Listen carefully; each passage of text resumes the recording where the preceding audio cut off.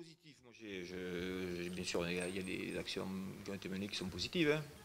On a même une page, même si j'écris gros. Mais, non, on va dire, aujourd'hui, ce qui est positif, c'est vrai qu'il y a eu le Vitaville, et voilà, c'est pour ça que nous, on voudrait uniformiser sur les transports gratuits, on voudrait mettre la totalité des services collectifs gratuits, dans la mesure où ça permettrait des enclavements de la ville. Et la fluidité notamment de la circulation. Après, il y a une politique aujourd'hui qui est défendue, là j'ai lu aujourd'hui l'article Sud-Ouest sur Gabriel Belloc, il y a une politique qui est défendue sur le logement, sur les crèches notamment, effectivement il y a eu des avancées sur le logement et sur la crèche. Aujourd'hui, sur le logement, ce n'est pas suffisant dans la mesure, encore une fois, où on ne répond pas à l'immense majorité des personnes éligibles au HLM. On ne peut pas se contenter d'être juste au-dessus des minima recommandés par la loi, quoi.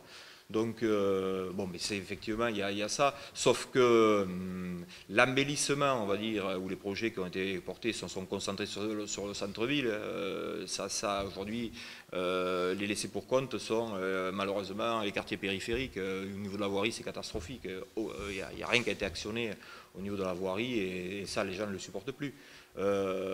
Côté positif, voilà, nous on a vu que les projets qui étaient portés, notamment le projet sportif sur du stade, étaient livrés avec difficulté, voire pas livrés encore, et avec des dysfonctionnements, bon, notamment dû aux crues exceptionnelles, on va dire, mais voilà, l'implantation du grand stade n'était peut-être pas idéale, même si on reconnaît qu'il y avait un réel besoin d'infrastructures de ce type sur Dax.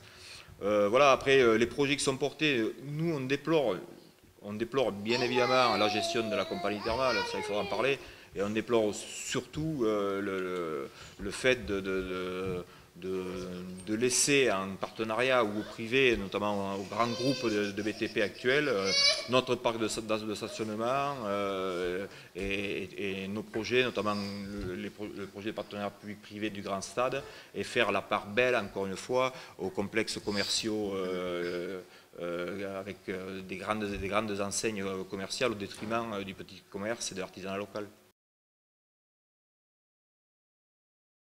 Ah non, c'est juste parce que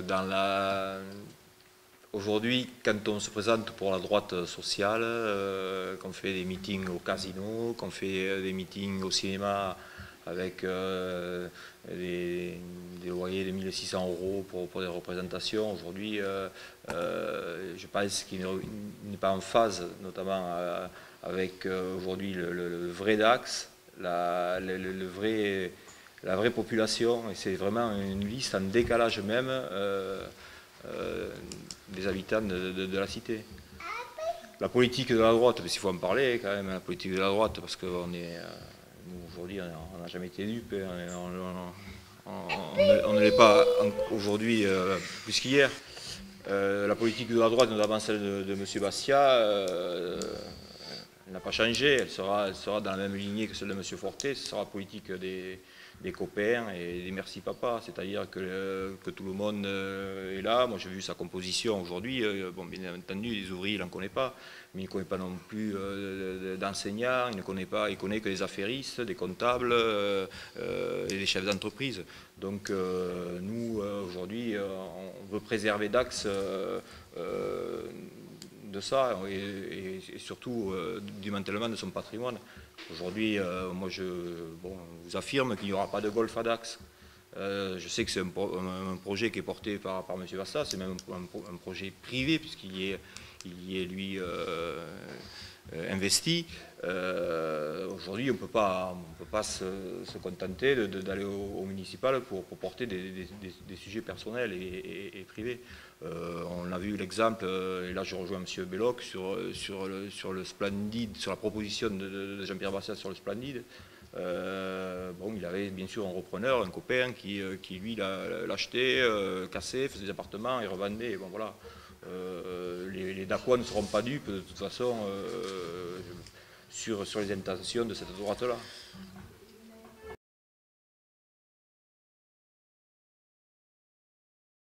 Aujourd'hui, nous, on va même au-delà. On considère que nous sommes la seule formation de gauche qui se présente, dans la mesure où ce qui se traduit, c'est la politique qui est menée par le gouvernement Hollande. Et on voit bien que c'est, bien sûr, là aussi, la même, voire même encore plus poussée. Elle va même au-delà des aspirations qu'avait porté Nicolas Sarkozy. Donc, le Parti socialiste, aujourd'hui, ne mène pas une politique de droite. Et la seule alternative à gauche, aujourd'hui, c'est le Front de gauche. Ça, je pense qu'aujourd'hui, les habitants, les concitoyens s'en rendent compte. Bon, on n'est pas de verre, mais même les économistes disent que bien sûr, le Parti socialiste sera lourdement sanctionné lors de ces élections. Et ça, c'est une vérité. Donc, les voix aujourd'hui déçues de l'espoir qu'avait suscité la candidature de François Hollande, elles se reporteront sur notre liste. Ça, c'est ce que nous envisageons. C'est pour ça que nous avons beaucoup d'espoir et d'ambition quant à notre candidature.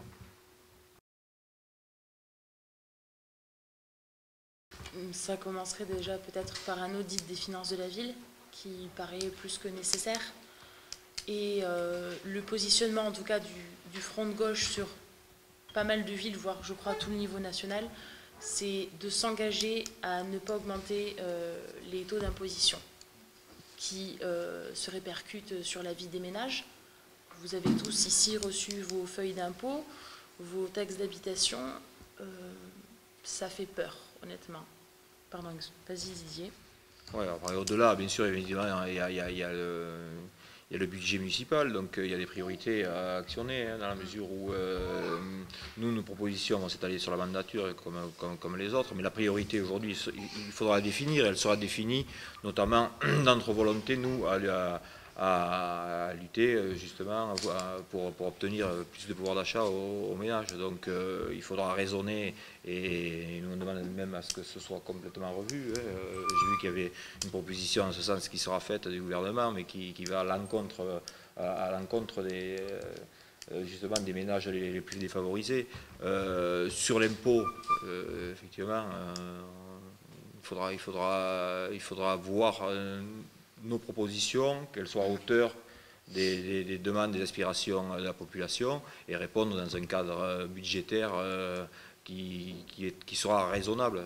Bien entendu, on ne fera pas d'impôts supplémentaires, mais au-delà, nous on va actionner des leviers pour pouvoir prétendre à augmenter le pouvoir d'achat des concitoyens. On parlait tout à l'heure du quotient familial, de la gratuité des transports, de la gratuité bien sûr des services culturels et bien sûr une véritable politique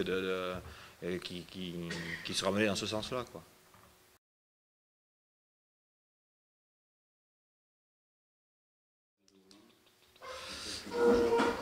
Aujourd'hui, nous, on a été invités par la population à se présenter. Effectivement, notre force politique, et notamment la formation du Front de gauche, est amenée aujourd'hui à prendre une part plus importante dans le clivage politique. On sera demain sur les cantonales et bien sûr les européennes. Ça, on va s'ancrer, nous, notre volonté, c'est de s'ancrer définitivement dans le paysage politique, c'est-à-dire être en capacité à présenter des listes Front de gauche sur toutes les élections. Nous, on a été invités par la population, à savoir qu'on a commencé, bien entendu, à être sur le terrain, même si malheureusement on est sollicité par les politiques qui sont menées depuis de nombreuses années, donc à être en contact avec la population. Et c'est vrai qu'on a trouvé un engouement et un encouragement à notre démarche et en nous disant stop, ça suffit, il faut une alternative parce que voilà, c'est ça, ou l'abstention.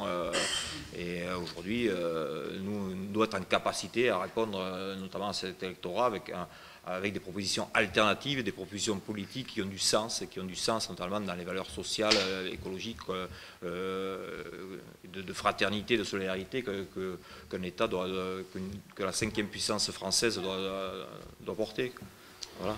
Il y a un mouvement qui s'est mis en marche, c'est-à-dire un rassemblement citoyen, parce qu'on a des gens qui ont des cartes sur cette liste et on a des personnes qui n'ont pas leur carte dans des partis.